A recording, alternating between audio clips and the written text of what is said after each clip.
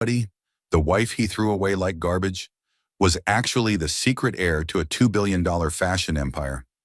This is the incredible true story of Claire Bennett, who went from abandoned pregnant wife to global fashion mogul in less than a year.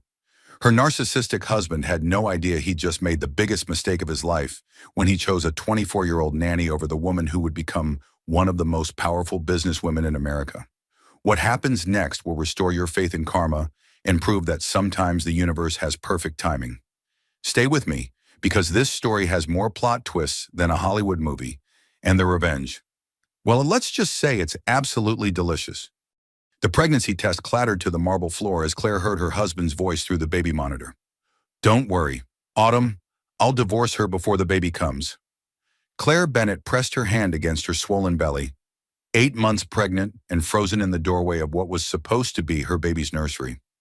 The voice crackling through the monitor belonged to Harrison Cole, her husband of 3 years. The woman giggling in response was Autumn Hayes, their 24-year-old nanny. "Are you sure she doesn't suspect anything?" Autumn's voice floated through the speaker, sweet as poison. "Claire's too trusting for her own good," Harrison replied with a coldness that made Claire's blood freeze.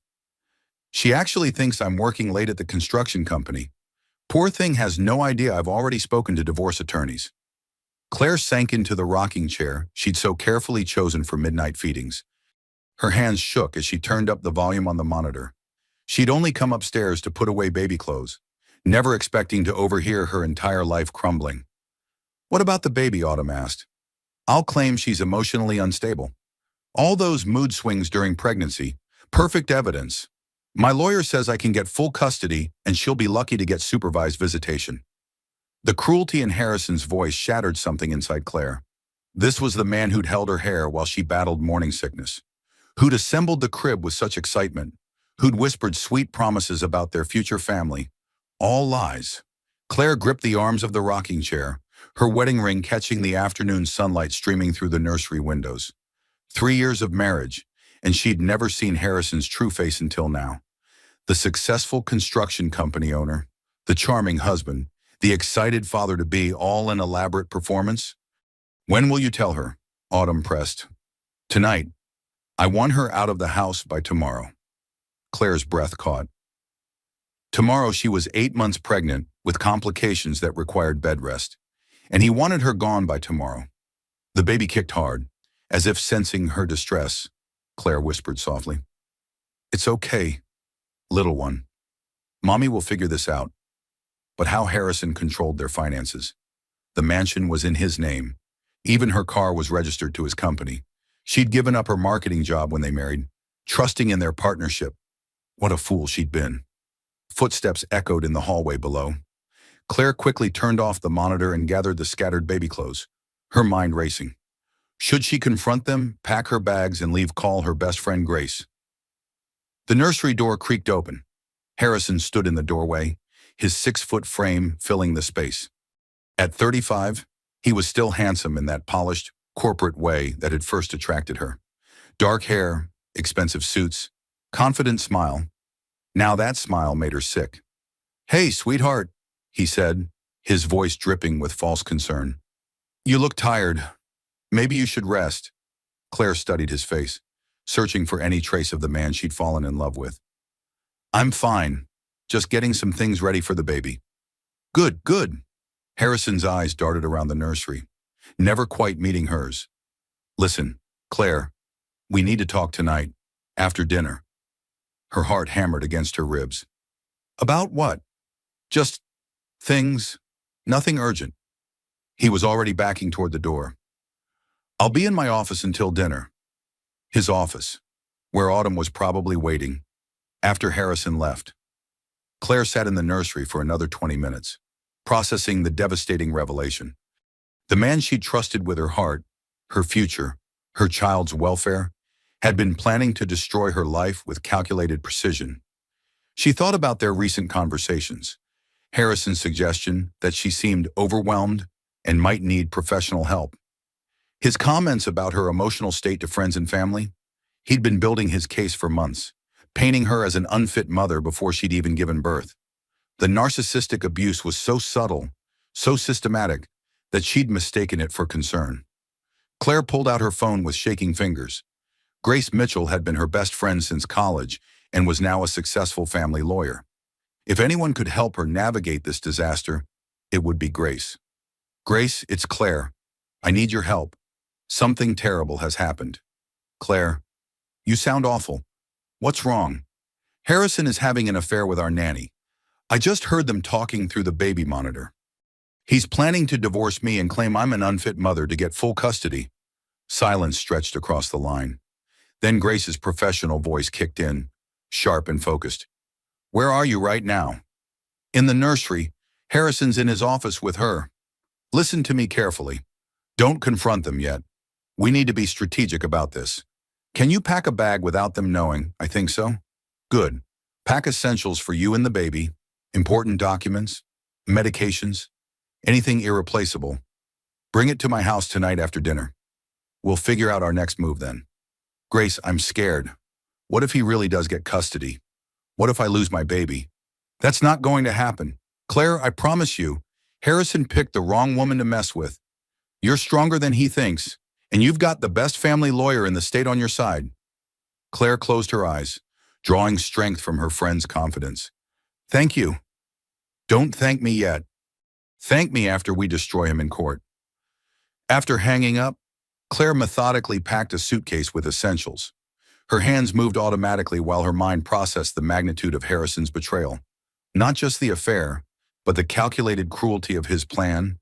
He'd chosen the most vulnerable time in her life to abandon her, when she was carrying his child and completely dependent on him financially. As evening approached, Claire steeled herself for dinner. She would sit across from her cheating husband and pretend normalcy for a few more hours. She would smile and ask about his day, while knowing he'd spent it planning her destruction. But Harrison Cole had made a critical error. He'd underestimated the pregnant wife he thought he could discard like trash. Claire Bennett might be 8 months pregnant and financially vulnerable, but she wasn't broken. Not yet. And she was about to discover she had resources Harrison never dreamed of. Dinner passed like a surreal nightmare. Claire pushed food around her plate while Harrison and Autumn maintained their charade. The nanny serving pot roast with the same hands that had been all over Claire's husband hours earlier. The young woman's bright smile and casual conversation felt like acid on an open wound. Mrs. Cole, you're barely eating, Autumn said with false concern. The baby needs nutrition. Claire met the younger woman's eyes, seeing calculation behind the innocent facade. I'm fine, thank you, Autumn. Harrison barely looked up from his phone. Big project deadline tomorrow. I might be late again. More lies. Claire nodded and excused herself early, claiming exhaustion. In their bedroom, she waited until she heard Harrison's office door close before slipping out with her packed suitcase. Grace Mitchell lived in a modern townhouse across town, a testament to her success as one of the city's top family lawyers. At 45, Grace was everything Claire admired: independent, fierce, and absolutely loyal to the people she loved. She opened the door before Claire could knock. Come here, honey. Grace pulled her into a careful hug, mindful of Claire's pregnant belly. Let's get you settled, then we'll talk strategy. The guest room was already prepared with extra pillows and prenatal vitamins on the nightstand. Grace had thought of everything, as always. Claire sank onto the bed, suddenly exhausted. Tell me everything, Grace said, settling into the armchair with a legal pad. Claire recounted the conversation she'd overheard, watching Grace's expression grow darker with each detail. When she finished, Grace was quiet for a long moment. He's been planning this for months, Grace finally said. The emotional instability angle, the timing right before the baby arrives, having the nanny ready to move in immediately. This isn't impulsive. Claire, this is calculated manipulation. Can he really get custody? Not if I have anything to say about it. Grace's voice was steel. But we need to be smart. Harrison has money and connections. He'll hire the best lawyers he can afford. As if summoned by their conversation, Claire's phone buzzed with a text from Harrison. Where are you? Your car isn't in the garage. He's noticed I'm gone, Claire said, showing Grace the message. Good. Let him panic. Don't respond yet. 20 minutes later, Harrison called. Grace nodded for Claire to answer. Claire, where the hell are you? Harrison's voice was tight with anger, not concern. I'm staying at Grace's tonight. I needed space to think. Think about what come home. This is ridiculous. The commanding tone that used to make Claire feel secure now revealed itself as control. I'll come back tomorrow. You're pregnant. Claire, you need to be home. I'm fine where I am. Harrison's voice shifted, becoming silky and manipulative. Sweetheart, I think the pregnancy hormones are making you emotional. You're not thinking clearly. There it was, the gaslighting Grace had warned her to expect. Claire looked at her friend, who was taking notes. I'm thinking perfectly clearly. Harrison, I'll see you tomorrow. She hung up before he could respond. Her phone immediately started buzzing with calls and texts, but Grace took it and turned it off. Let him stew, Grace said. Men like Harrison hate losing control. He'll make mistakes. The next morning brought a harsh wake-up call. Harrison had already moved fast. Claire's credit cards were canceled. Her access to their joint checking account was frozen. The locks on the mansion had been changed. He's trying to force you back, Grace explained as they reviewed the financial devastation over breakfast. Make you desperate so you'll accept whatever scraps he offers. It's working. I have nothing. Grace, no job, no money, no home. You have me, and you have rights. We're filing for emergency spousal support this afternoon. But Harrison's cruelty went deeper than financial manipulation. Claire's phone, which Grace had turned back on, was flooded with messages from Harrison's mother, Margaret Cole. The older woman had never liked Claire, considering her beneath their family's social status. Now Margaret was openly venomous. I always knew you weren't good enough for my son. At least now he can find someone worthy of the Cole name. Another message read, that baby will be better off without an unstable mother. Harrison deserves happiness. Claire stared at the messages, hurt beyond words. Margaret had sat at their wedding, smiled at baby showers, pretended to be family. The mask was off now, revealing the contempt that had always lurked beneath. She's trying to isolate you, Grace observed, reading over Claire's shoulder. Make you feel like no one is on your side. Classic narcissistic family tactics. The afternoon brought worse news. Grace returned from the courthouse grim-faced. Harrison's lawyer filed first. She said, they're claiming you abandoned the marital home and are emotionally unfit to be a mother. They want temporary custody immediately after birth. Claire felt the blood drain from her face. Can they do that? They can try. We'll fight it. But Harrison has an advantage. He's painted himself as the stable, responsible parent while making you look impulsive and unstable. That evening, as Claire tried to rest, she overheard Grace on the phone with another lawyer friend. It's bad, David. She's 8 months pregnant with no resources while he has millions and a 3-year head start on character assassination. We need a miracle. A miracle. Claire touched her belly, feeling the baby's restless movements. Her daughter deserved better than this mess. Deserved better than a father who would use her as a weapon and a mother who couldn't even provide basic security. Claire had married Harrison believing in fairy tales. She'd thought love conquered all, that good people were rewarded, that commitment mattered. Now she understood that some men viewed marriage as a business arrangement and wives as disposable assets. The revelation was devastating and liberating simultaneously. She'd spent 3 years trying to be the perfect wife for an imperfect man. No more. But understanding Harrison's true nature didn't solve her immediate crisis. Tomorrow would bring more legal battles, more financial pressure, more systematic destruction of everything she'd built her life around. Claire fell asleep that night planning survival strategies, unaware that her life was about to change in ways she couldn't imagine. The 8 months pregnant woman grieving her marriage's death had no idea she was about to discover an inheritance that would shift the balance of power permanently. Sometimes the universe has perfect timing. Sometimes it waits until you're stripped of everything false before revealing what was always true. Claire Bennett was about to learn that her real story was just beginning. The prenatal appointment the next morning brought terrifying news. Dr. Sarah Chen, Claire's obstetrician for the past 8 months, looked concerned as she reviewed the ultrasound results. Claire, your blood pressure is elevated, and the baby's showing signs of distress. Doctor, Chen said gently, the stress you're under is affecting both of you. I'm recommending modified bed rest until delivery. Bed rest. Claire's voice cracked. She couldn't afford bed rest. She needed to fight Harrison, find work, rebuild her life. Doctor, I'm in the middle of a divorce. I can't just rest. You don't have a choice. If this continues, we're looking at preterm labor or worse. Your baby's health has to come first. Grace took Claire's hand as they left the medical office.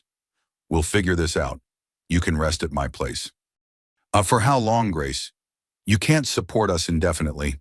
I need to get my life together. One day at a time. Honey, one day at a time. That afternoon brought an unexpected visitor. Grace answered the door to find a well-dressed Hispanic man in his 40s, holding a leather briefcase and looking distinctly uncomfortable. I'm looking for Claire Bennett, he said. My name is Samuel Torres. I'm a private investigator. Grace's lawyer instincts kicked in immediately. Does this concern her divorce? No, ma'am. This is about her family. Claire emerged from the guest room, moving slowly. I don't understand. What about my family? Samuel Torres had kind eyes behind wire-rimmed glasses. Mrs. Bennett, may I come in? This is going to sound incredible, but I've been hired to find you by someone in Italy. Italy, Claire sank onto Grace's couch. I don't know anyone in Italy. You do now. Samuel opened his briefcase and withdrew a thick folder. My client is Vincent Romano, owner of Romano Fashion Empire. He believes you are his granddaughter. The words hung in the air like smoke. Grace was the first to speak. That's impossible. Claire was adopted as a baby, but her birth parents were American. Samuel shook his head. That's what everyone believed. But according to my investigation, Claire's birth mother was Lucia Romano, Vincent's daughter who died in a car accident 28 years ago. Claire felt dizzy. My birth mother's name was Lucia, but her last name was Williams, not Romano. She was using an assumed name. Lucia Romano was 18 when she died, and she'd been hiding her pregnancy from her family. She gave birth to you 6 months before the accident. Samuel spread photographs across the coffee table. Claire gasped. The young woman in the pictures looked exactly like her, same dark hair, same green eyes, same delicate bone structure. This is impossible, Claire whispered. There's more. Samuel's voice was gentle but firm. Vincent Romano has been searching for his lost granddaughter for 28 years. His empire is worth over $2 billion, and he has no direct heir. His other children from his first marriage have been fighting over succession for years. Grace leaned forward, her legal mind processing the implications. Why didn't he search earlier? He didn't know Lucia had been pregnant.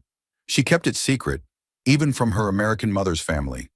It was only recently, when Vincent was diagnosed with terminal cancer, that he found letters Lucia had hidden. Letters about giving her baby up for adoption. Claire stood up shakily, her hand on her belly. This is insane. I'm not an heiress. I'm just a pregnant woman whose husband is trying to steal her baby. Mrs. Bennett, I understand this is overwhelming, but I have DNA evidence that confirms the connection. Lucia's brush, saved by her adoptive grandmother, matches your genetic profile. Governor, my adoptive grandmother.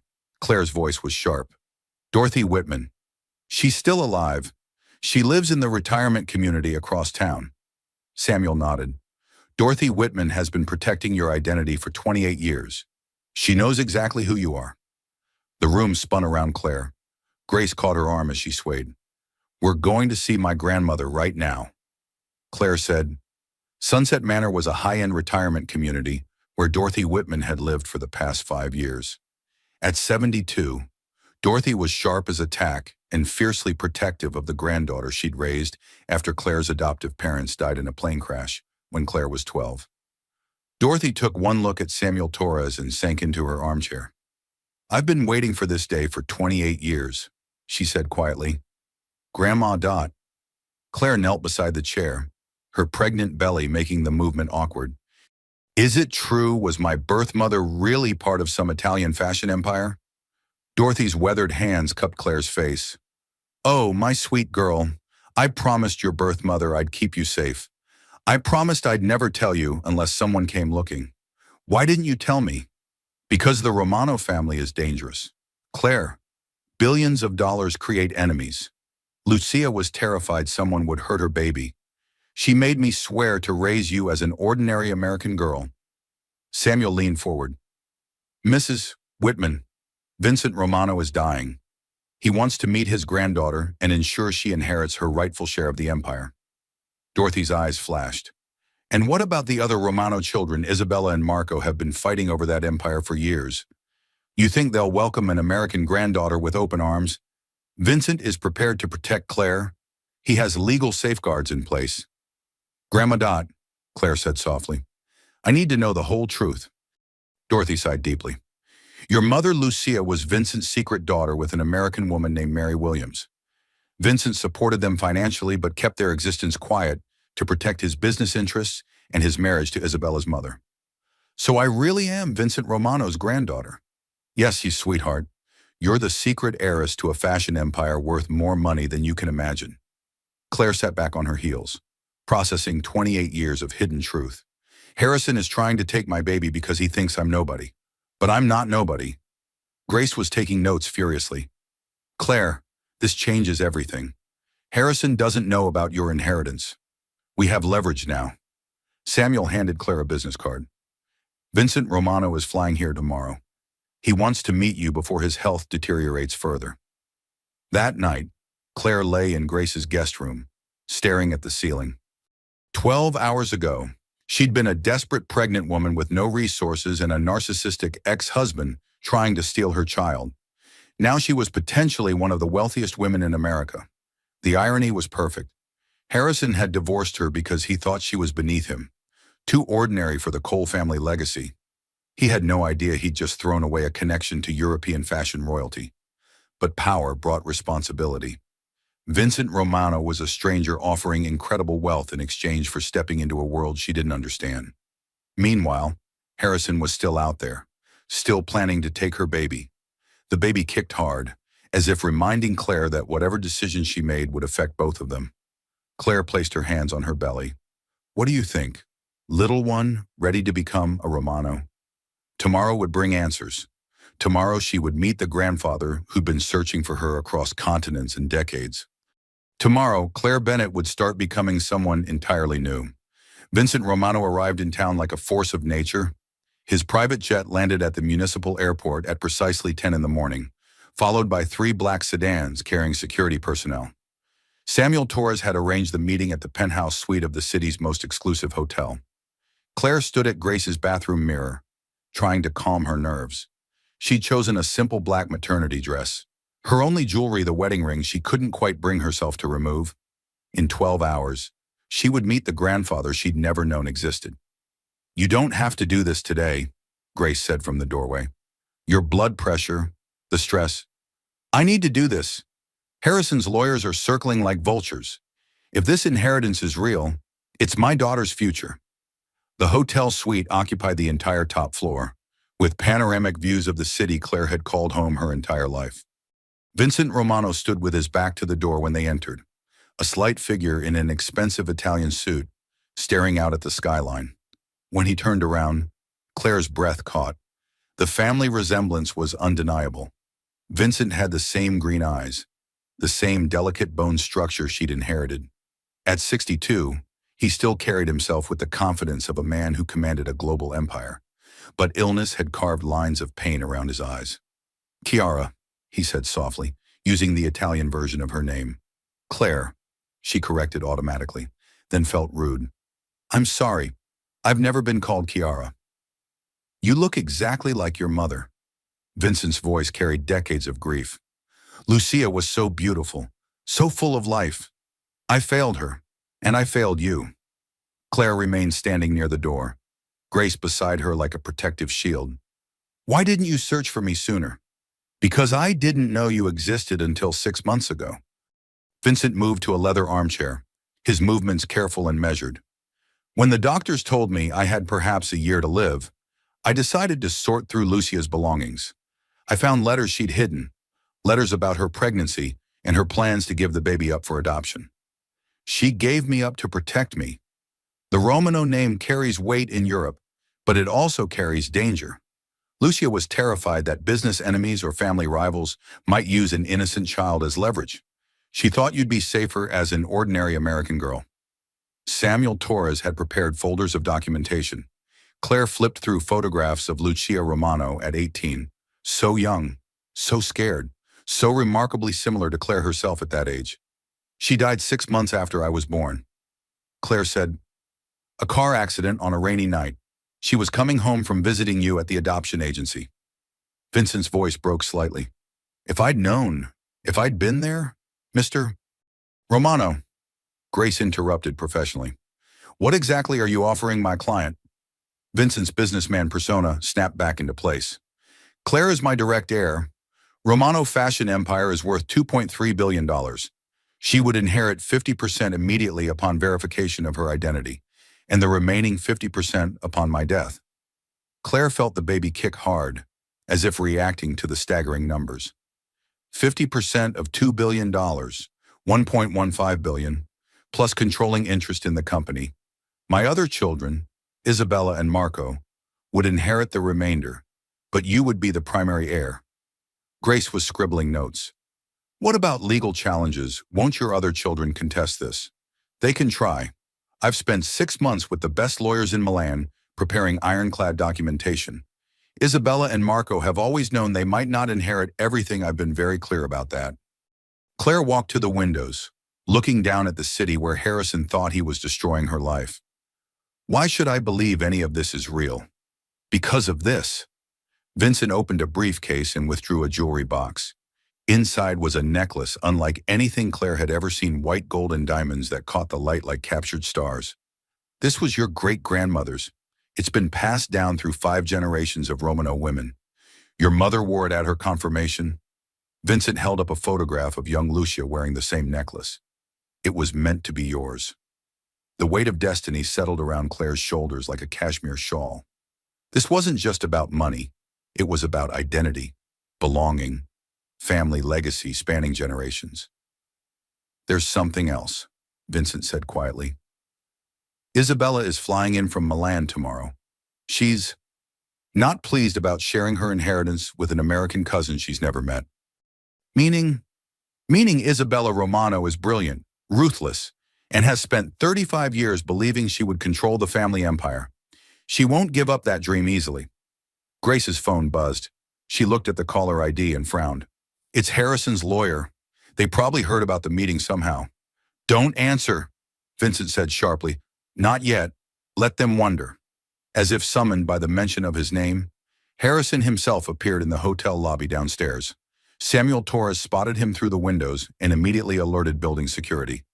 "He's trying to get up here," Samuel reported through his earpiece. "Hotel security is handling it." Vincent's expression hardened.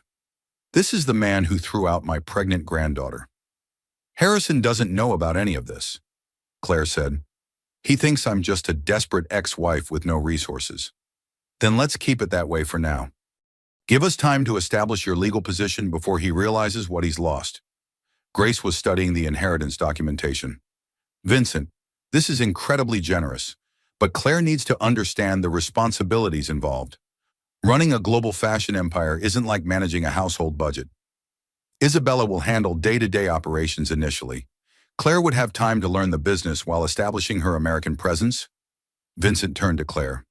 "I'm not asking you to move to Milan tomorrow. I'm asking you to claim what's rightfully yours and build the life Lucia wanted for you." The baby kicked again, harder this time.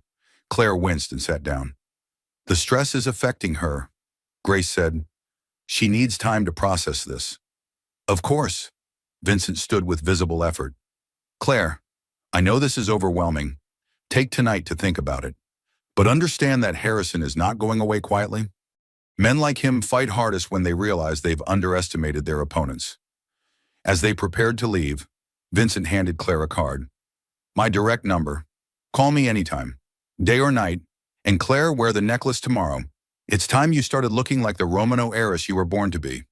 That evening, Claire sat in Grace's living room, holding the Romano family necklace up to the light. The diamonds threw rainbows across the walls, each one worth more than most people made in a year. "Grace, what if I can't do this? What if I'm not smart enough or strong enough to run a $1 billion company? Honey, you survived 3 years married to a narcissistic ex-husband without losing yourself. You're stronger than you know. But this is so much bigger than anything I've ever handled. Grace sat beside her. You know what I think? I think Lucia would be proud. She gave up everything to keep you safe, and now you have the chance to claim the life she always wanted for you. Claire fastened the necklace around her throat. The weight felt right, like something that had always been missing finally clicking into place. Tomorrow would bring Isabella Romano and whatever challenges came with her. Tomorrow would bring decisions that would shape not just Claire's future, but her daughter's inheritance.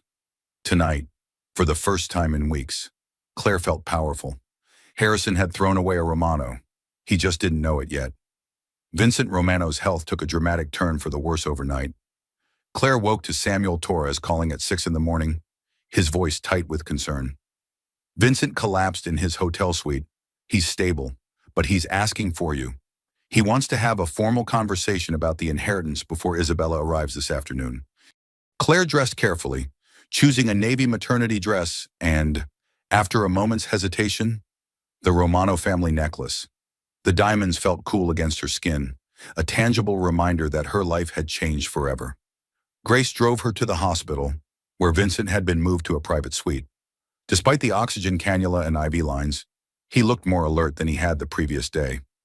Kiara, he said, reaching for her hand. I'm glad you came. How are you feeling? Like a man running out of time. Vincent's grip was surprisingly strong. Which is why we need to discuss practical matters. Isabella lands in 2 hours, and she's bringing the family lawyer from Milan to challenge my inheritance, to evaluate you. Isabella's not just my daughter, she's been groomed to run Romano fashion since she was 16. She's brilliant, ruthless, and doesn't believe in sentiment when it comes to business. Claire settled into the visitor's chair, her hand protectively covering her belly. What do you need me to understand? The fashion industry is warfare disguised as art. Our competitors would destroy Romano fashion tomorrow if they could. Our business partners are allies only as long as it's profitable. And our family legacy spans 5 generations of women who fought to build something lasting. Vincent's voice grew stronger as he spoke about the company he'd built. Your great-great-grandmother started with a single sewing machine in Naples. Each generation of Romano women has added to the empire: factories, retail stores, design houses, now global digital presence. You're not just inheriting money, Kiara, you're inheriting responsibility. I don't know anything about fashion. Neither did I when I inherited the company from your grandmother. But I learned, and I expanded into international markets. You have something I didn't have you understand: American consumers. Romano fashion needs an American presence to compete globally. Grace knocked on the door. Vincent, Isabella Romano just arrived. She's downstairs with hotel security, demanding to see you. Vincent's eyes sharpened. Send her up. It's time. Isabella Romano swept into the hospital room like a force of nature.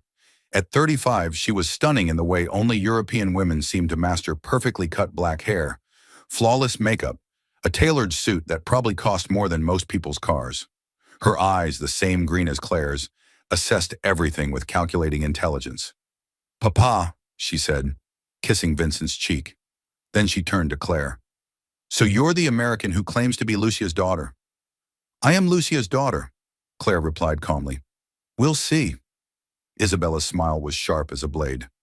I've brought our family's lawyer, and I expect complete DNA verification before any inheritance discussions continue. Isabella, be polite. Claire is your sister. A half-sister, possibly, and sisters in business can be more dangerous than enemies. Isabella sat down, crossing her legs with predatory grace. Claire, tell me about your qualifications for running a global fashion empire? I don't have any. Isabella blinked, clearly expecting defensiveness or false bravado. At least you're honest? I spent 3 years married to a man who controlled every aspect of my life. I'm 8 months pregnant and going through a divorce that's designed to leave me with nothing. I found out yesterday that I have a grandfather I never knew existed. So no, I don't have qualifications for running your family business. Our family business, if the DNA confirms what Papa believes. Claire met Isabella's gaze steadily. I'm not trying to take anything from you. A week ago, I'd never heard the name Romano, but I'm not going to apologize for existing or for being Lucia's daughter. Something shifted in Isabella's expression. You have spine. Good. You'll need it. The door opened again, and Samuel Torres entered with a laboratory technician carrying DNA testing equipment. The results will be available in 4 hours with the rapid processing. As the technician collected samples, Vincent watched both his daughters carefully. Isabella, what's the status of the Milan headquarters? Second quarter profits are up 18%. The new handbag line is performing well in Asian markets. Marco wants to expand production facilities in Romania, but I think we should focus on digital marketing instead. Claire listened to the conversation, understanding perhaps 20% of what they discussed, but recognizing the passion in Isabella's voice. This woman had devoted her life to Romano fashion. Claire, Vincent said, what's your impression of our business discussion? Claire considered carefully. Isabella knows the company inside and out. She's invested her entire identity in its success. I'd be stupid to think I could walk in and take over something she spent years building. Isabella looked surprised again. And I'd be equally stupid to think you'd welcome a pregnant American stranger claiming half your inheritance. True. So if the DNA test confirms I'm Lucia's daughter, we need to figure out how to work together instead of destroying each other. Vincent smiled for the first time since entering the hospital. Lucia would be proud. Isabella pulled out her phone and started typing. I'm moving my return flight to Milan. If you're really my sister, we need to have serious conversations about company structure and responsibility divisions. You don't have to change your plans for me. Yes, I do. Isabella's voice was matter-of-fact. Because if Papa's right about you, then Romano fashion just became infinitely more complicated, and I don't like complications I haven't planned for. Grace had been taking notes through the entire exchange. Now she leaned forward. What happens if Claire accepts the inheritance? Practically speaking, Vincent struggled to sit up straighter. $50 million transfers immediately into an account controlled solely by Claire. Legal ownership of 50% of all Romano assets follows within 30 days. And Claire becomes co-president of Romano Fashion Empire, with Isabella as her partner. Co-president, Claire's voice cracked. Equal partners, Isabella added, which means equal responsibility when things go wrong. The weight of the offer settled around Claire like a lead blanket. $50 million would solve every problem Harrison had created and provide security for her daughter beyond imagination. But it would also thrust her into a world she didn't understand, with responsibilities she'd never trained for. The baby kicked hard, as if offering an opinion on the conversation.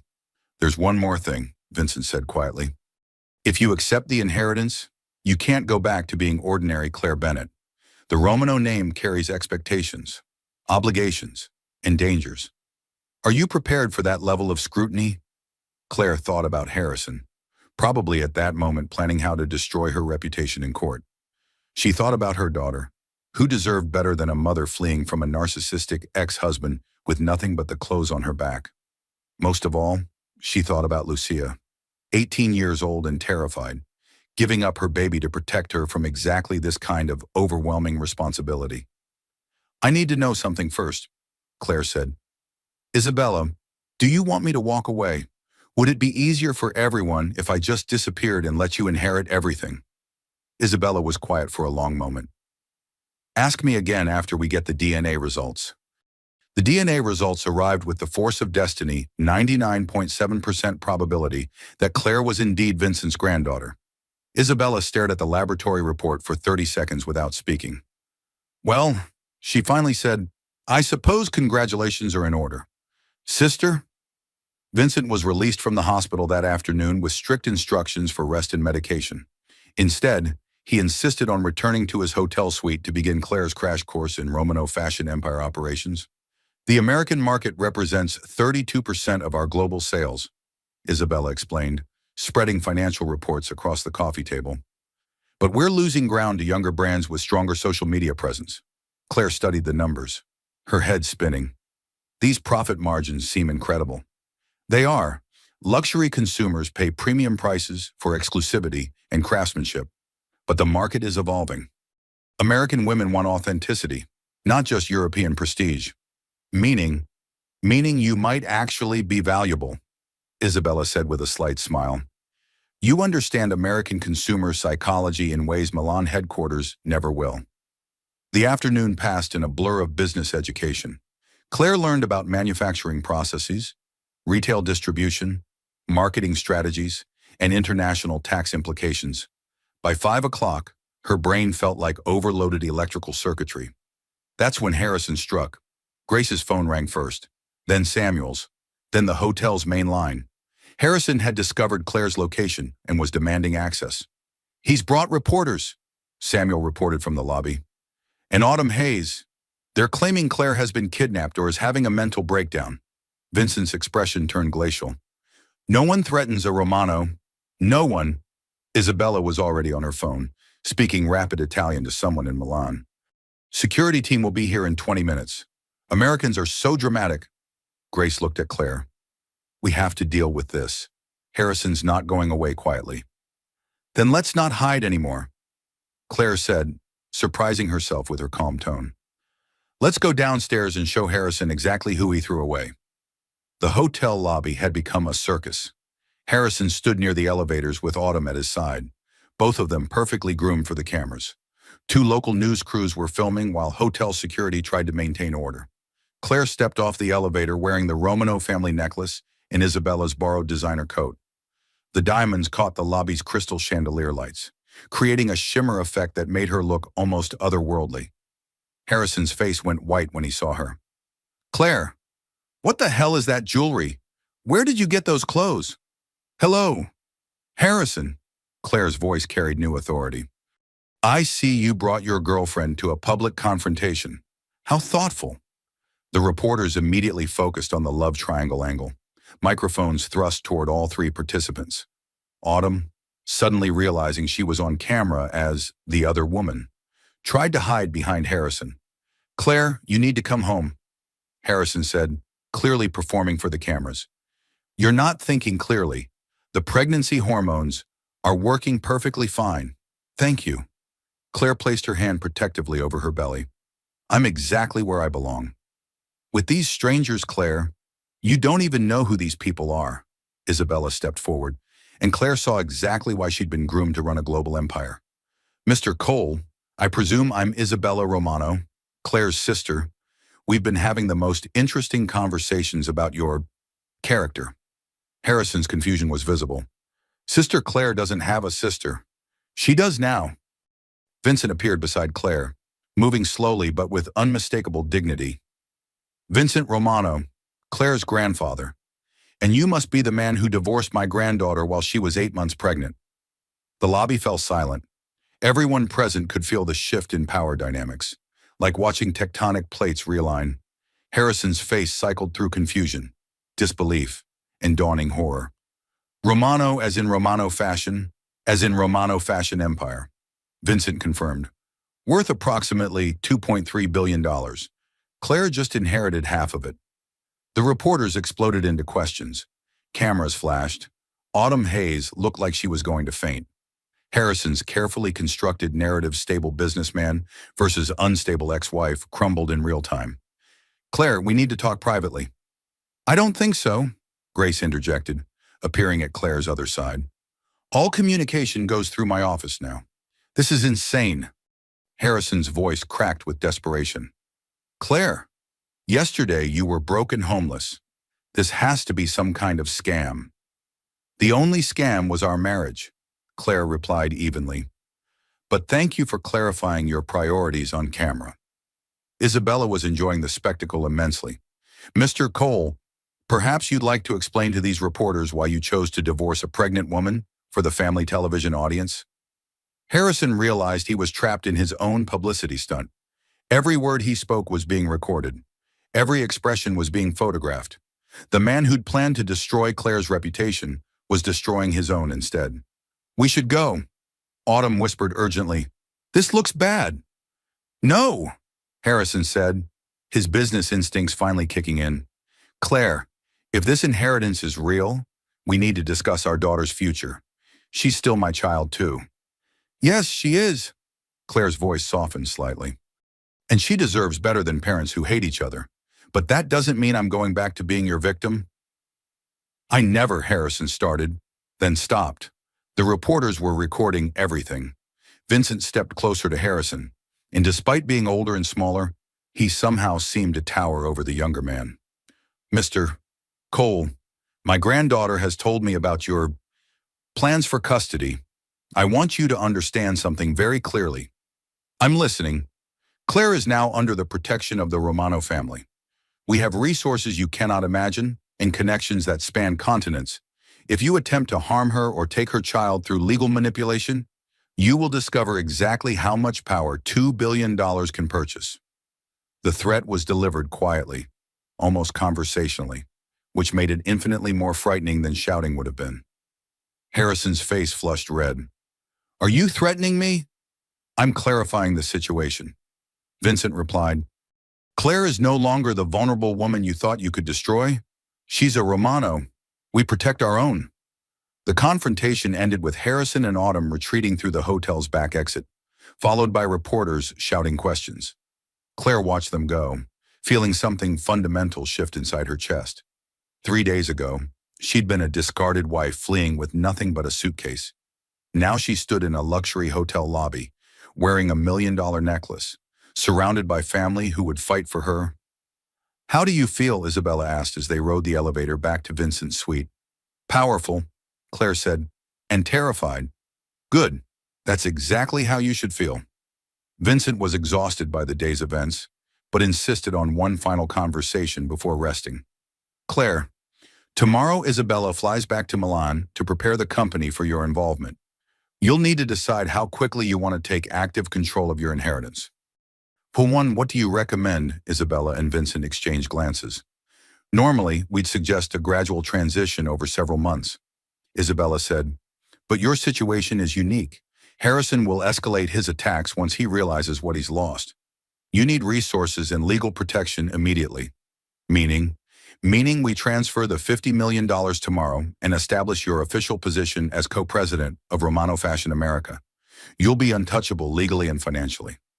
Claire looked around the suite, at the grandfather she'd known for 2 days, and the sister who was still evaluating whether to trust her. Tomorrow would make her one of the wealthiest women in America. Tomorrow would make her responsible for thousands of employees and billions in assets. Tomorrow would make her everything Harrison had never believed she could be. Let's do it, she said. Isabella Romano proved that genetics could skip generations in unexpected ways. While Vincent was diplomatic and measured, his legitimate daughter possessed the ruthless edge of a medieval queen.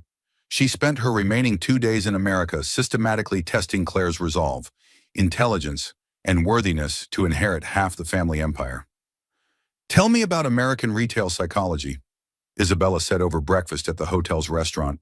She'd chosen a corner table with clear sight lines to all entrances, a habit Claire was learning, of someone who'd grown up wealthy and cautious.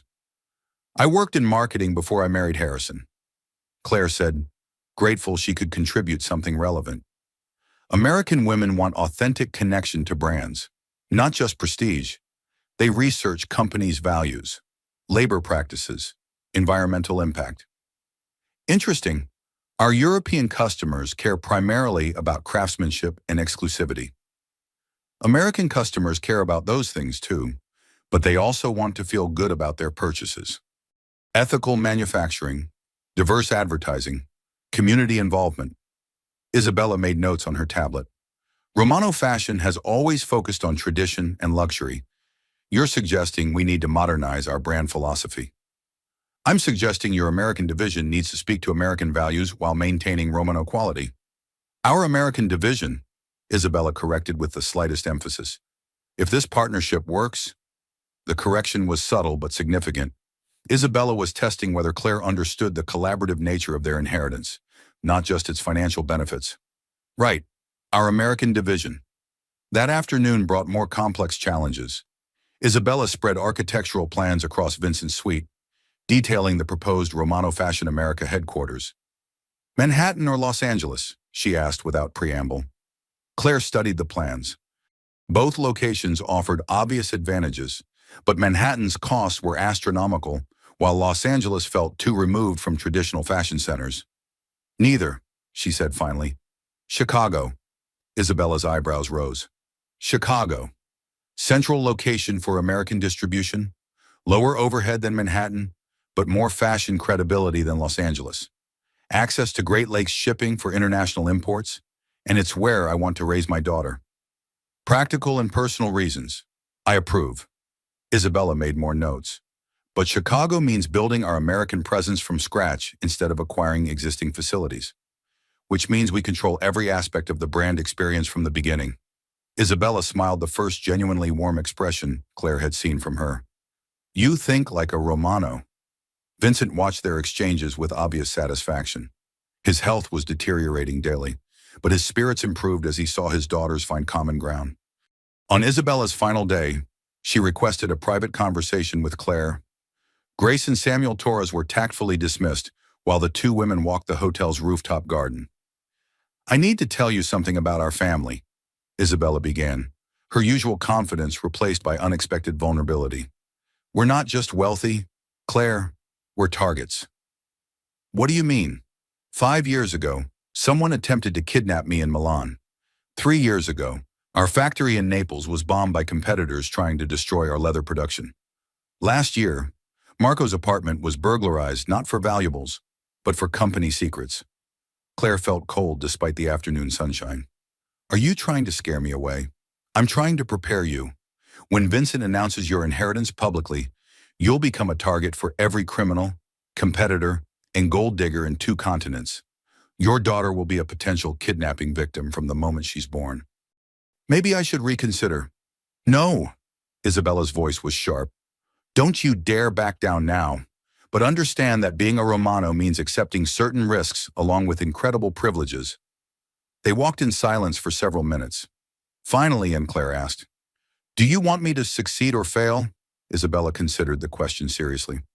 I want you to succeed, but only if you're strong enough to deserve success. Romano fashion has survived 5 generations because weak family members were removed from leadership before they could cause damage. And if I'm weak, then I'll remove you myself, sister or not. The honesty was brutal and somehow reassuring. Isabella wasn't pretending they'd become instant best friends. She was offering the harder gift of respectful partnership. I appreciate your directness, Claire said. Good, because there's something else. When the inheritance becomes public knowledge, Harrison will become exponentially more dangerous? How so? Right now, he's a petty narcissistic ex-husband who thinks he lost a house in a custody battle. Soon he'll realize he threw away a connection to one of Europe's most powerful families. Men like Harrison don't handle that kind of humiliation well. As if summoned by their conversation, Grace called with urgent news. Harrison's filed for emergency custody, citing parental kidnapping and mental incapacity. The hearing is tomorrow morning. Isabella's expression hardened. He's accelerating his timeline. Smart move.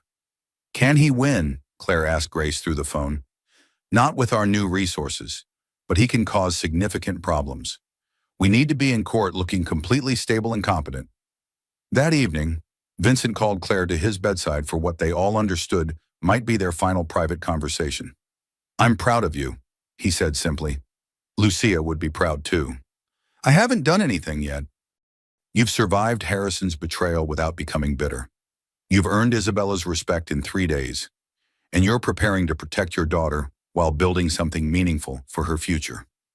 Vincent's voice was barely above a whisper. That's everything, cara mia. Claire kissed his forehead. Thank you for finding me. Thank you for being worth finding. The next morning brought chaos. Harrison had somehow convinced Judge Thomas Reed to hold an emergency custody hearing, claiming Claire was being manipulated by foreign nationals with questionable motives. Isabella insisted on attending, despite having a flight to Milan that evening. Romano family supports its own, she said simply. The courthouse was another media circus, but this time Claire was prepared. She wore a conservative navy suit, minimal makeup, and the Romano necklace tucked discreetly inside her blouse. She looked exactly like what she was, a pregnant woman protecting her child's interests. Harrison's strategy became clear immediately. His lawyer painted Claire as an unstable woman who'd abandoned her home for mysterious foreign nationals claiming impossible family connections. Your Honor, Harrison's attorney argued, Mrs. Cole left her marital home without discussion, moved in with strangers claiming to be relatives from Italy, and is now making fantastic claims about inheriting billions of dollars. This behavior pattern suggests serious mental health issues that could endanger the child. Grace stood to respond, and Claire saw why she'd built such a successful practice. Your Honor, my client discovered her husband's affair through accidental means, left the home temporarily for emotional support, and was subsequently contacted by legitimate private investigators representing her biological family. DNA testing has confirmed these family relationships, and the inheritance claims are fully documented. Documented by whom, the judge asked. Samuel Torres presented a briefcase full of legal verification, birth certificates, DNA analyses, corporate documentation from Romano fashion empire, and affidavits from Italian legal authorities. Judge Reed reviewed the paperwork carefully. Meanwhile, Harrison was having an increasingly frantic, whispered conversation with his attorney.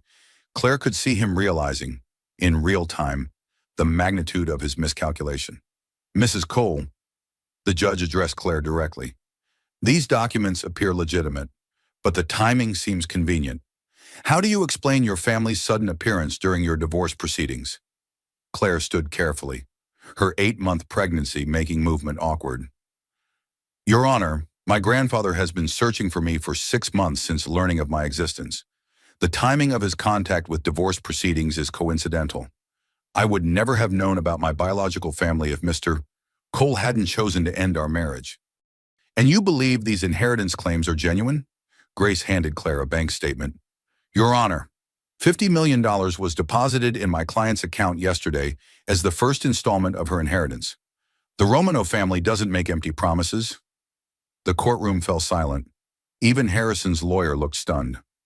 Judge Reed studied the bank statement, then looked at Harrison.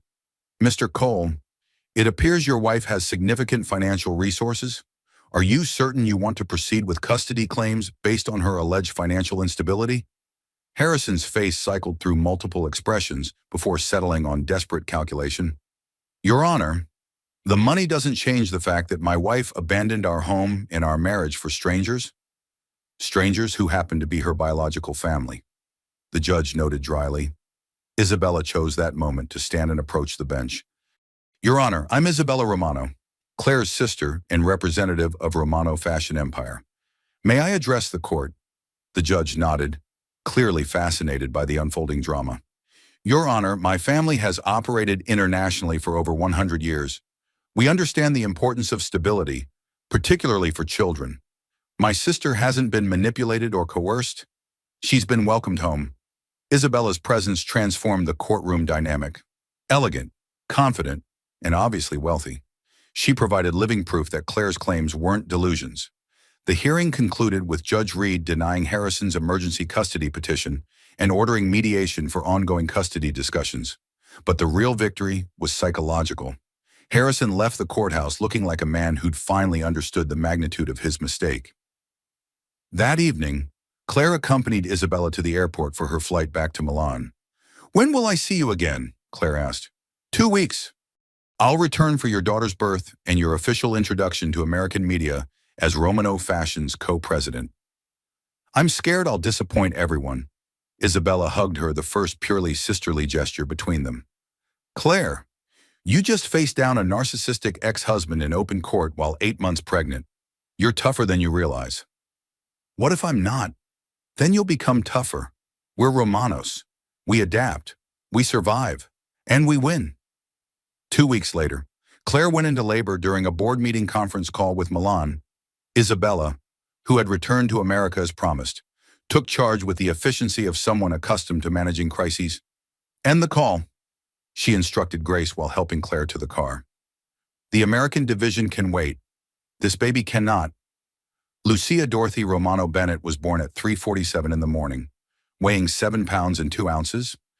Claire held her daughter for the first time surrounded by an extraordinary collection of people. Grace, her chosen family, Vincent, her biological grandfather, Isabella, her newfound sister, and Dorothy, the grandmother who'd kept family secrets for 28 years. Harrison was notably absent, despite being legally notified of the birth. She's perfect, Vincent whispered, his voice thick with emotion. Lucia would have been so proud. The baby opened her eyes, Romano green. like 4 generations before her, and seemed to study the faces surrounding her. Claire felt something fundamental shift inside her chest. This child would never wonder about her identity or struggle to provide basic security. Lucia Bennett might have been born into uncertainty, but she was already an heiress. 2 days after the birth, Harrison finally appeared at the hospital with Autumn in tow. Claire was nursing the baby when they arrived, protected by security guards Isabella had insisted upon. "I want to see my daughter," Harrison announced to the security guard. Grace, who had become a permanent fixture at Claire's side, stood immediately. "You have legal visitation rights, but they don't begin until Claire and the baby are released from medical care." "That's my child too," Harrison said, but his voice lacked its usual commanding tone. He looked older, more desperate, like a man watching his world collapse in slow motion. "Yes, she is your biological daughter," Claire agreed calmly.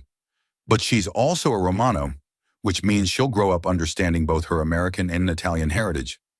Harrison's face darkened. "We'll see about that." The threat was empty and everyone knew it.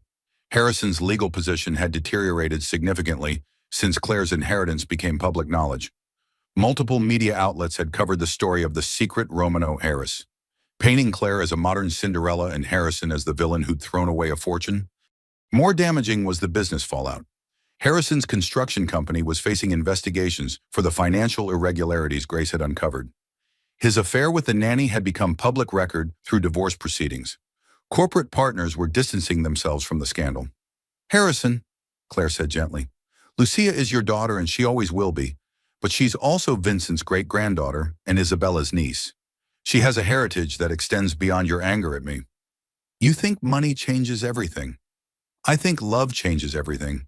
And you chose to walk away from love for what you thought was a younger, easier replacement." Autumn shifted uncomfortably beside him, clearly wishing she were anywhere else. The role of other woman had become significantly less appealing once the affair's consequences became public. Vincent, despite his failing health, had insisted on being present for this confrontation. He sat quietly in the corner, observing Harrison with the calculating gaze of someone who'd spent decades assessing business opponents. "Mr. Cole," Vincent said finally, "you're welcome to maintain a relationship with your daughter, but understand that she will be raised as a Romano. She'll understand her worth, her heritage, and her responsibilities. She'll never accept being treated as disposable." "Are you threatening me again?" "I'm educating you about your daughter's future. Lucia will grow up with resources and protection you cannot imagine. She'll also grow up with clear expectations about how people should treat each other." The conversation ended with Harrison agreeing to standard visitation schedules and joint custody arrangements. But everyone present understood the power dynamics had permanently shifted.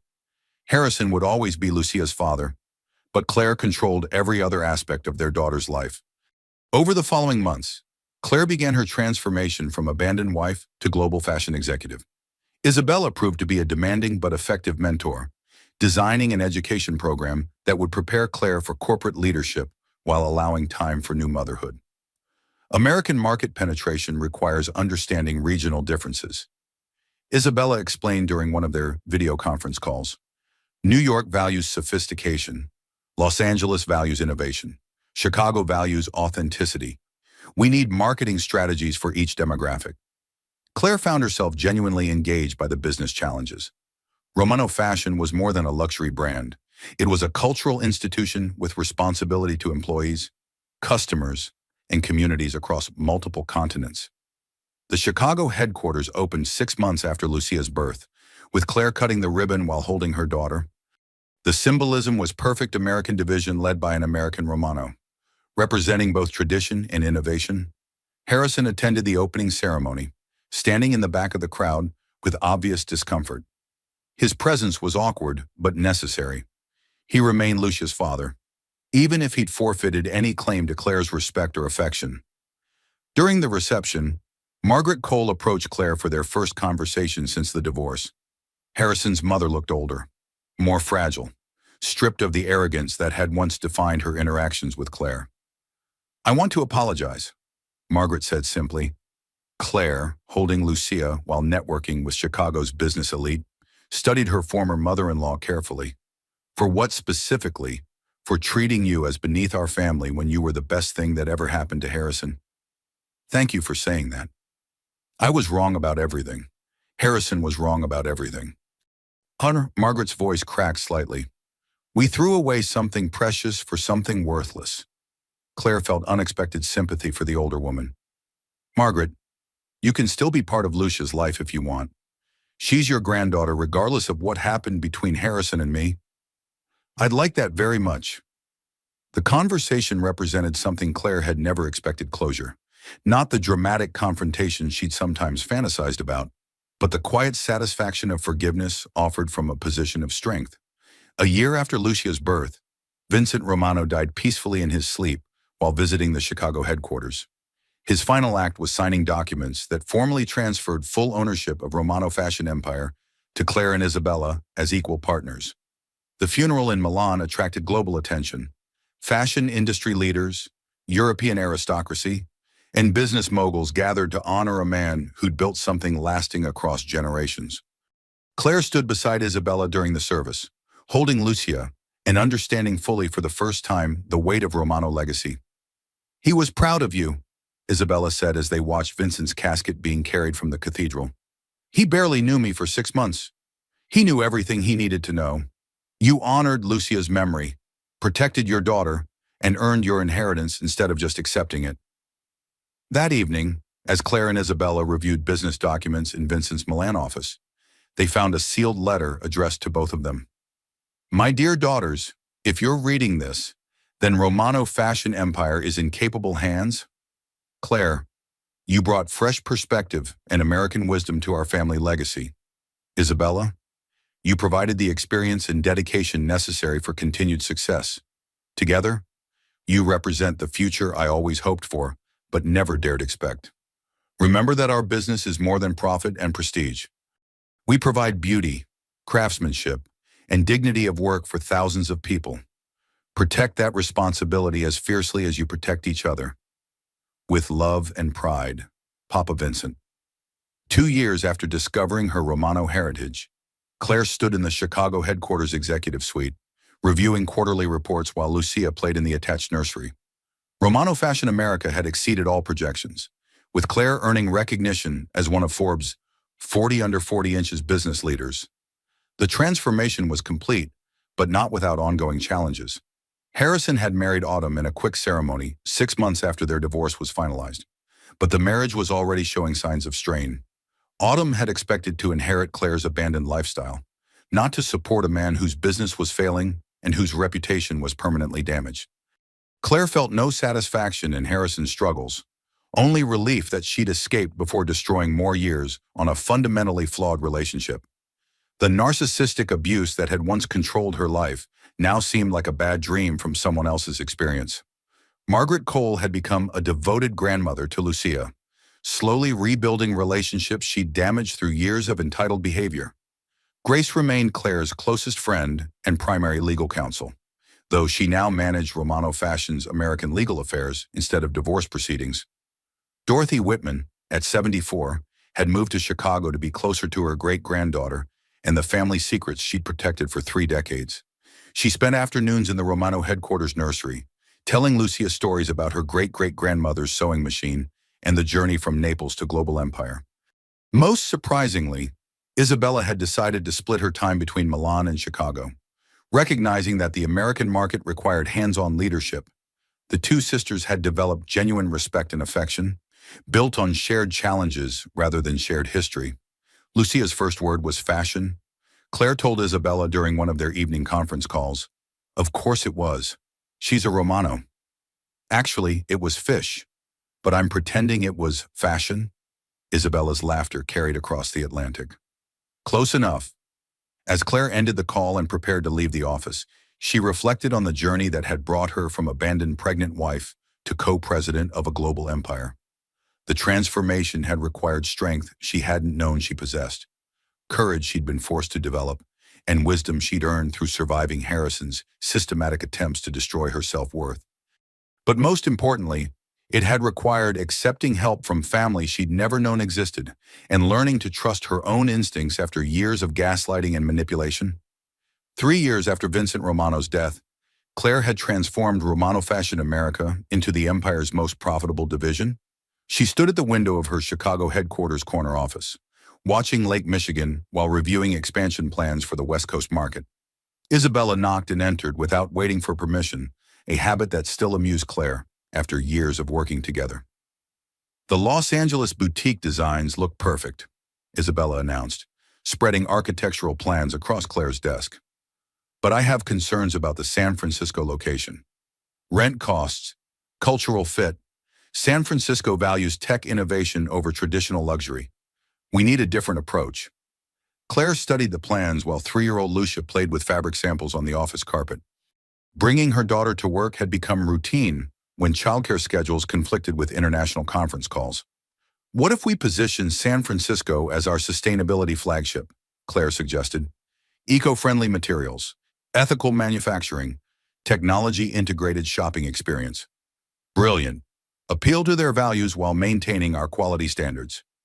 Their conversation was interrupted by Grace calling with unexpected news. Claire, I just received paperwork from Harrison's lawyers. He's filing for increased custody, claiming his improved circumstances make him a more suitable primary parent. Claire felt familiar anxiety tighten her chest. Despite 3 years of stable coexistence, Harrison remained a source of unpredictable stress. What improved circumstances? He married someone new 6 months ago. Apparently, she has family money. Isabella looked up from the architectural plans. He's attempting to regain power through a new wealthy wife. Seems that way. Grace replied through the speakerphone. Her name is Victoria Ashford, old Boston money, owns a chain of private schools. Harrison's portraying their marriage as proof he can provide stable family environment for Lucia. Claire sank into her desk chair. So he's basically following the same pattern. Marry for money and status, then use the relationship to attack me. The good news is you're not the vulnerable pregnant woman he divorced. You're Claire Romano, co-president of a billion-dollar company with the best legal representation money can buy. That evening, Claire attended a charity gala with Isabella and Margaret Cole, who had become an unlikely ally in recent years. The event honored women entrepreneurs, and Claire was receiving an award for outstanding achievement in international business. The irony wasn't lost on anyone present. 3 years earlier, Claire had been fleeing her own home with a suitcase and no resources. Now she was being celebrated as one of Chicago's most successful business leaders. During her acceptance speech, Claire spotted Harrison and his new wife in the audience. Victoria Ashford was everything Claire had once imagined. Harrison preferred blonde, conventionally pretty, expensively dressed in a way that suggested inherited rather than earned wealth. I want to thank my sister Isabella for her mentorship, Claire said from the podium, my friend Grace for her unwavering support, and my daughter Lucia for reminding me daily what we're building toward. Sometimes the worst betrayals lead to the greatest discoveries about our own strength. The applause was enthusiastic, but Claire noticed Harrison's uncomfortable expression. He'd clearly hoped to see her struggle, not thrive. After the ceremony, Victoria Ashford approached Claire during the reception. Up close, she was younger than Claire had expected, perhaps 28, with the confident bearing of someone who'd never worried about money. You're not what I expected, Victoria said without preamble. Meaning? Harrison described you as different. Claire waited, curious about Harrison's narrative to his new wife. He said you were unstable during your marriage, that you couldn't handle the pressures of his success. Victoria's voice carried genuine confusion. But you seem quite capable of handling significant pressure. People change, Claire replied diplomatically. Or maybe people reveal who they were always capable of being when given the opportunity. The comment suggested Victoria Ashford was more perceptive than her appearance indicated. Claire found herself wondering if Harrison had chosen another victim, or if this marriage might prove different from their own. How long have you known Harrison? Claire asked. 8 months. We met at a business conference where he was presenting his company's expansion plans. Victoria's smile was tight. Though I've recently learned those expansion plans were somewhat optimistic. Claire felt unexpected sympathy for Harrison's new wife. Victoria, I hope you're happy together. Truly. But if you ever need someone to talk to who understands the challenges of being married to Harrison, please know you can call me. Victoria studied Claire's face carefully. That's surprisingly generous considering he's trying to take your daughter away from you. My daughter needs her father to be happy and stable. If you help provide that stability, then you're helping Lucia. The conversation ended with an exchange of contact information, though Claire doubted Victoria would ever use it. Women rarely wanted to acknowledge warning signs until they were ready to act on them. 2 weeks later, the custody hearing arrived with familiar courthouse drama. Harrison's legal strategy had evolved since their divorce. Instead of portraying Claire as unstable, he now argued that her excessive wealth and business responsibilities made her an absent parent. Your Honor, Harrison's attorney argued, Mrs. Romano Bennett travels internationally for business, works 60-hour weeks, and has essentially outsourced child rearing to nannies and relatives. Mr. Cole can provide hands-on parenting with his wife's support. Grace countered efficiently. Your Honor, my client has built a successful business while maintaining primary custody for 3 years. She travels perhaps 6 days per month, always with childcare arrangements that include family members. Mr. Cole's sudden interest in increased custody coincides suspiciously with his financial difficulties. Judge Thomas Reed, the same judge who'd handled their original custody arrangements, reviewed the case files with obvious exasperation. Mr. Cole, you've requested custody modifications 3 times in 3 years. Each time, the court has found your current arrangements adequate. What's different now? Harrison stood, looking confident in his expensive suit. Your Honor, I've remarried and can provide the stable 2-parent household that my daughter needs. My wife Victoria has extensive experience with children through her school administration work. And Mrs. Romano Bennett's current living situation, Claire stood beside Grace. Your Honor, Lucia lives with me in our home in Lincoln Park. My sister Isabella visits regularly. My former mother-in-law Margaret Cole provides grandmother support, and Dorothy Whitman serves as live-in childcare when needed. Lucia has multiple family relationships and consistent daily routines. In addition, Grace added, my client has established a trust fund ensuring Lucia's educational and financial security regardless of any custody arrangements. Judge Reed made notes while reviewing financial documentation. Mrs. Romano Bennett, the court recognizes your business success, but Mr. Cole raises valid concerns about work-life balance. How do you respond to claims that career demands interfere with parenting? Claire had prepared for this question. Your Honor, I own the company I work for.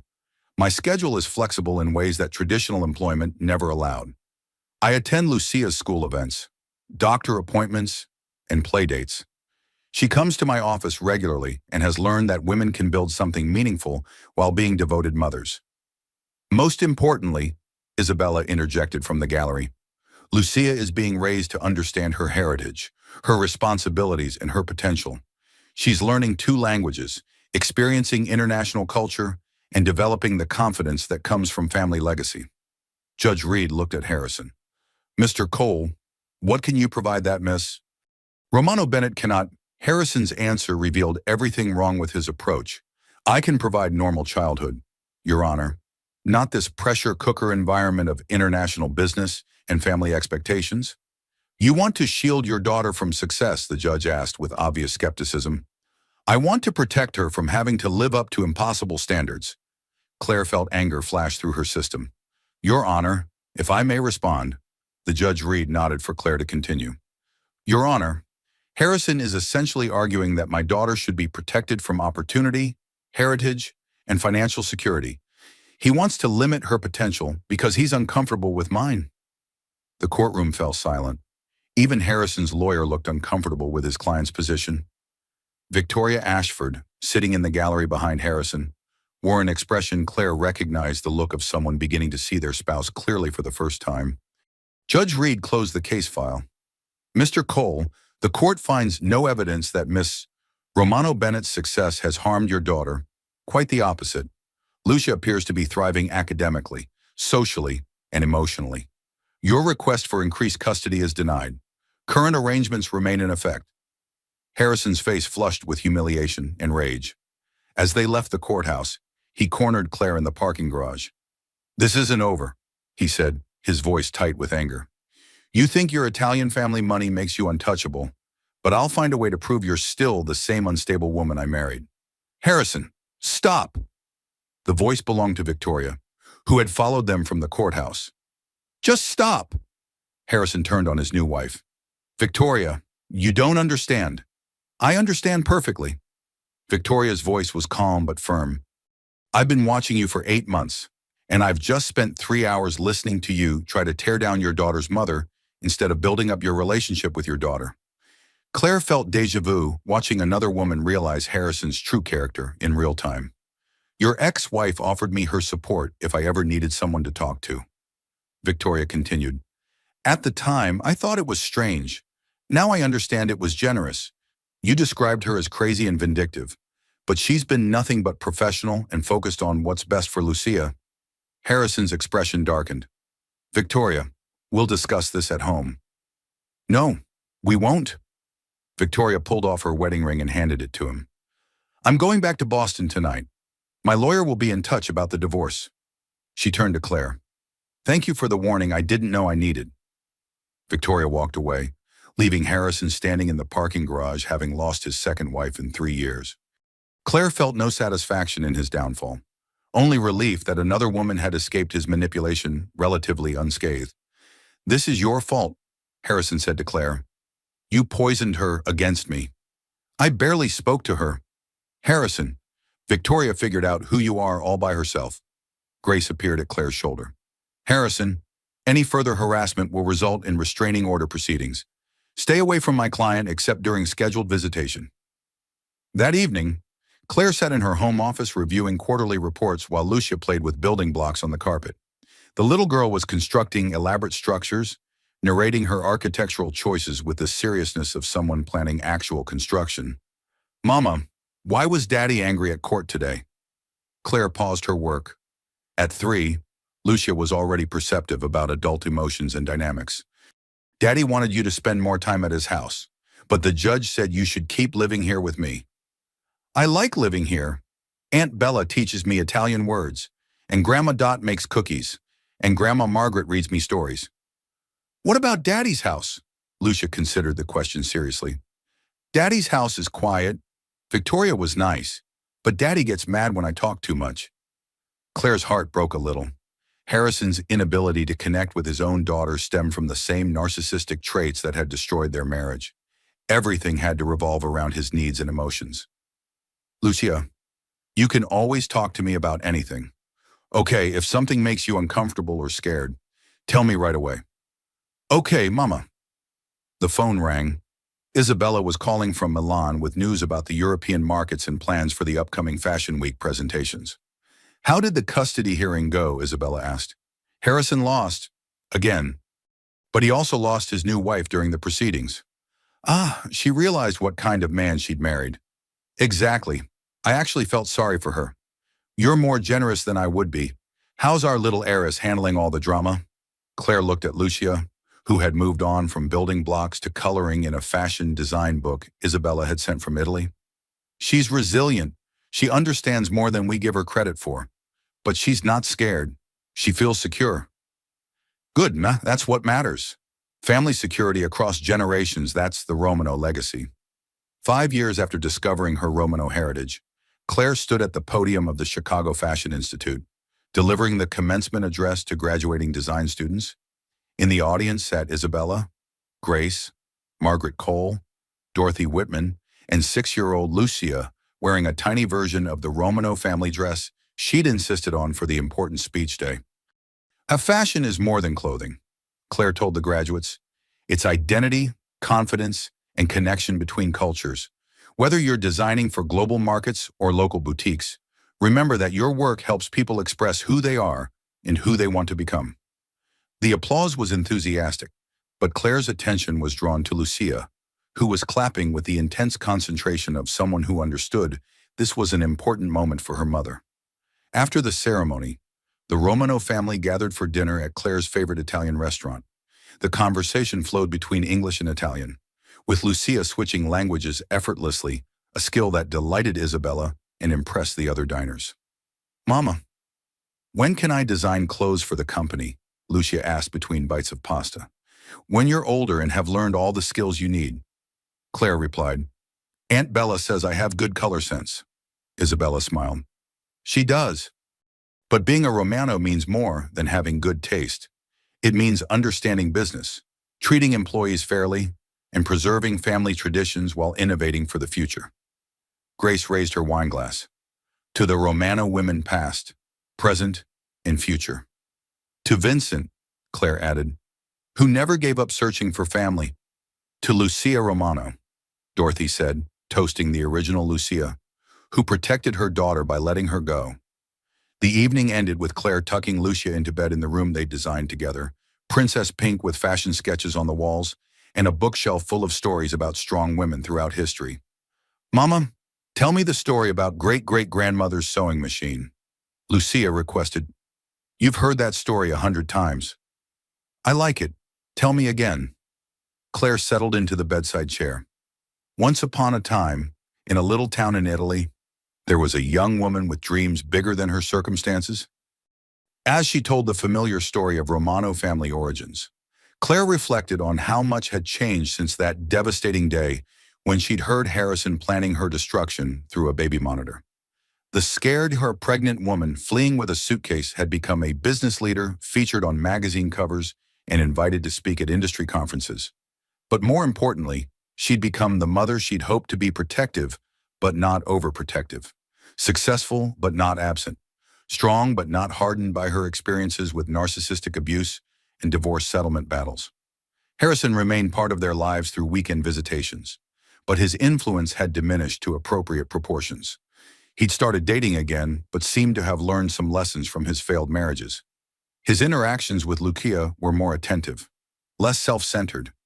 Margaret Cole had become a devoted grandmother who split her time between Chicago and Florida, where she'd retired after selling the family construction business. Her transformation from disapproving mother-in-law to loving family member proved that people could grow when circumstances demanded it. Grace had expanded her practice to focus exclusively on family law cases involving high-net-worth divorces and custody disputes. Her experience with Claire's case had taught her how financial independence could transform women's ability to escape destructive relationships. Dorothy Whitman, now 79, had become the family historian, documenting Romano stories for future generations.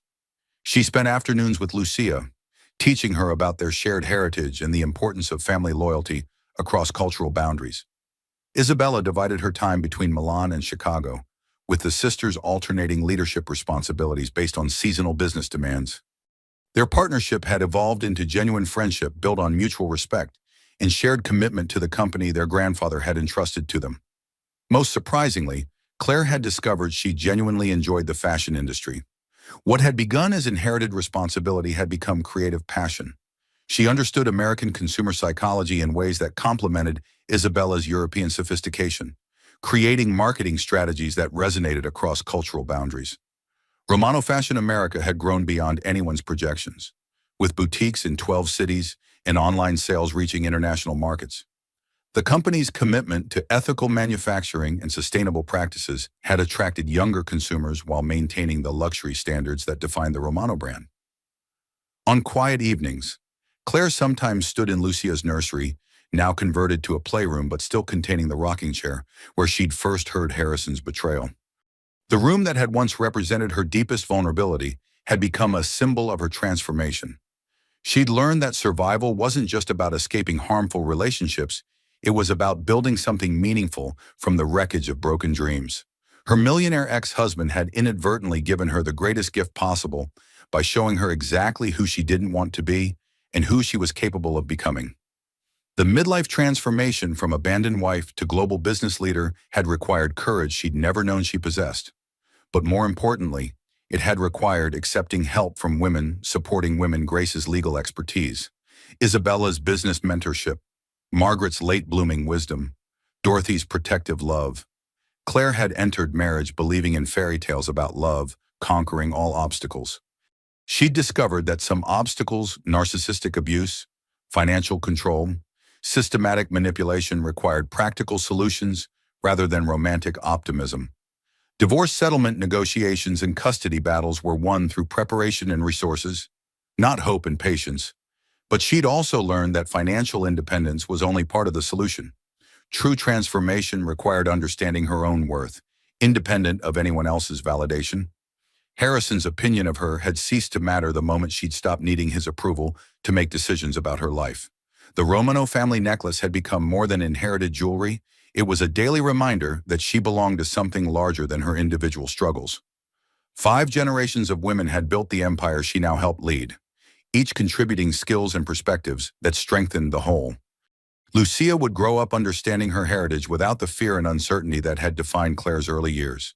She would know exactly who she was, where she came from, and what resources were available to support her dreams. Most importantly, she would understand that being a Romano meant using privilege responsibly and treating all people with dignity, regardless of their financial circumstances. The fairy tale hadn't been about finding Prince Charming. It had been about discovering the queen she'd always carried inside herself. Claire Romano Bennett, co-president of Romano Fashion Empire, mother to Lucia Daughte Romano Bennett, sister to Isabella Romano, granddaughter to Vincent Romano, and survivor of narcissistic abuse, stood at her bedroom window looking out at Lake Michigan. Tomorrow would bring new business challenges, continued custody arrangements with Harrison, ongoing responsibilities to thousands of employees worldwide, and the daily work of raising a strong, confident daughter. Tonight, she was simply grateful. The pregnant woman who'd fled her marriage with nothing but the clothes on her back had discovered she'd always been an heiress. She just needed to claim her crown, and she was just getting started. The end underscore underscore underscore underscore underscore underscore underscore underscore underscore underscore underscore underscore underscore underscore underscore underscore. Epilogue. 10 years later, 16-year-old Lucia Romano Bennett stood at her mother's old desk in the Romano Fashion America headquarters, reviewing design sketches for her summer internship project. She'd inherited her great-grandmother Lucia's artistic talent, her mother's business instincts, and her Aunt Isabella's fierce determination. "Mama, I want to show you something," Lucia called to Claire, who was reviewing marketing reports in the adjacent conference room. Claire looked up from quarterly projections to see her daughter holding a sketch of a jacket design that somehow perfectly balanced Italian craftsmanship with American practicality. "It's beautiful, sweetheart, very sophisticated. I call it the Starting Over collection, for women who need clothes that make them feel powerful while they're rebuilding their lives." Claire felt tears prick her eyes. Her daughter understood, without being told explicitly, that fashion could be armor for women facing their most challenging moments. "I love it," Claire said. "Let's show Aunt Isabella when she visits next month." Lucia grinned. "She's going to say I need to understand production costs and market demographics before I get excited about designs." "She's going to say that because it's true, but she's also going to be proud that you're thinking about the women who wear our clothes, not just the clothes themselves." Harrison had remarried for the 4th time 2 years earlier, to a kindergarten teacher who seemed genuinely kind and appropriately unimpressed by his attempts at manipulation. He'd finally learned to be a decent father during his weekend visits, though he would never be the primary influence in Lucia's life. Margaret Cole had died peacefully the previous winter, leaving behind detailed journals about the Cole family history and a heartfelt letter apologizing for her early treatment of Claire. Her final gift was a college fund for Lucia and a donation to support other women going through difficult divorces. Dorothy Whitman, at 85, remained sharp and engaged, splitting her time between the Chicago headquarters and the Florida retirement community, where she'd become famous for her stories about "My Granddaughter, the Fashion Empire Heiress." Grace had been appointed to the state Supreme Court, bringing her decades of experience advocating for women's rights to the highest levels of legal decision-making. Isabella had married a Milan prosecutor 2 years earlier, a man secure enough in his own success to appreciate his wife's business empire. They were expecting their first child, which meant the next generation of Romano leaders was already being planned. But the most important change was Claire herself. The scared, abandoned pregnant woman was now completely gone, replaced by someone who understood her own power and used it thoughtfully. She'd learned that true strength wasn't about never being vulnerable. It was about recovering from vulnerability with grace and wisdom.